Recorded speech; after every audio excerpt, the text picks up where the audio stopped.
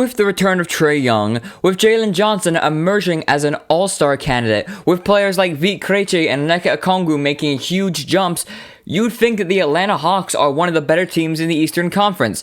And they are, except for one tiny little issue. We don't play defense.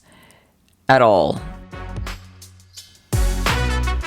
What is up, y'all? Welcome to the greatest state in sports and Atlanta Sports Podcast. I'm your host, Johnny, and today we're going to be talking about the recent woes that have been befalling the Atlanta Hawks defense. Atlanta is coming off an 152 to 150 loss at State Farm Arena to the Chicago Bulls in what was Trae Young's first game back at home now that he's back from his injury, and overall it was a fun game to watch. The offense was clicking.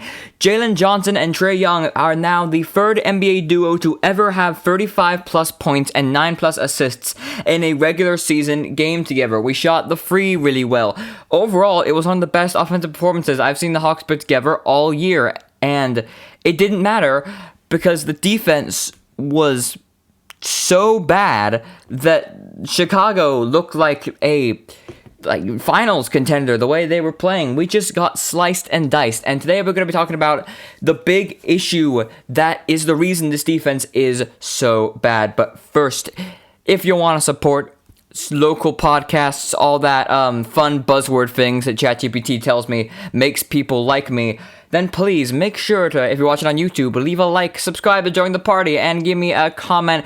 Who was your favorite player to watch in last night's game between the Bulls and Hawks? And if you're listening on Spotify, make sure to follow and rate. Now, the Hawks defense coming into this year was looking pretty solid. They got Dyson Daniels, the great barrier thief, who is, for my money, the best defensive player in the NBA, at least when it comes to steals and being a disruptor.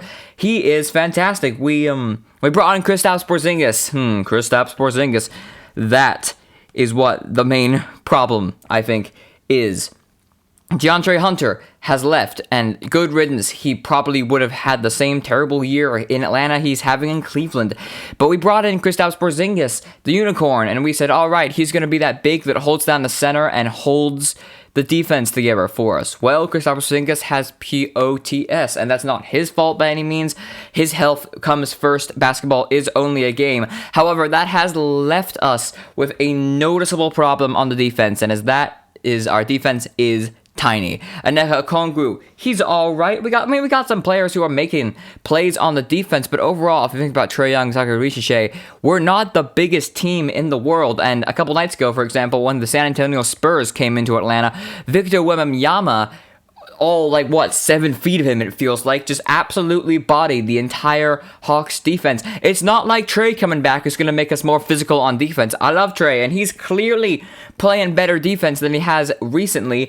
I can see that he's actually trying, and he's really putting in an effort, and that's great. But ultimately, Trae Young is tiny but mighty. It's like Mighty Mouse trying to fight the Incredible Hulk when Victor Wembanyama or Anthony Davis comes to town. It's just not going to work. And so as the season progresses, and as we start to have these losses where we just get outpaced. In our last 5 losses, Atlanta gave up 134, 142, 133, 126, 152. We have yet to hold anyone under 100 points all season, and ultimately, that has cost us big. A lot of games. That Denver Nuggets game, last night's game, the game against the Pistons. There's a lot of games where Atlanta, by all means, should have won, put in the sort of offensive performance that should have a victory in a normal game. But we've just been hemorrhaging on defense so much that it just doesn't matter. And so the real question is, how do we fix the problem? What's the big fix for Atlanta? And I'd like to propose something to you, dear listener. I'd like to propose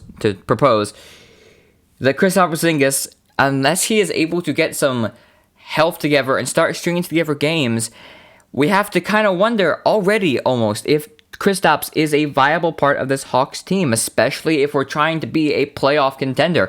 Atlanta came into this year hoping to be a contender in the entire Eastern Conference, and we're never going to be able to do that if our defense is so ass. So, Porziņģis, I don't even remember the last time he played. He's out until late December.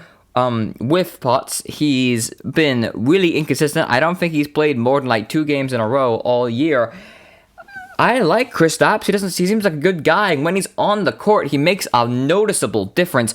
But the question is he going to be on the court long enough to warrant him being here at all? And is his absence going to be such a damage to the Hawks defense that it ultimately may be the downfall of this entire team? Let me know below, what do you think? Do you think Kristaps Porziņģis is going to pull his weight in the new year especially? Do you think he can get his health together? Or do you think that it may even now be time for Atlanta to think about some sort of trade package to get an actual center, a big that's going to be consistently on the court? Let me know below, YouTube comments and all of that. Thank you very much for watching. This is The Greatest State in Sports. I'm your host, Johnny, and I am saying, go Hawks! And since this is my last episode, until then, Merry Christmas to all who celebrate. Have a good one, and I'll see you in the next one. Peace!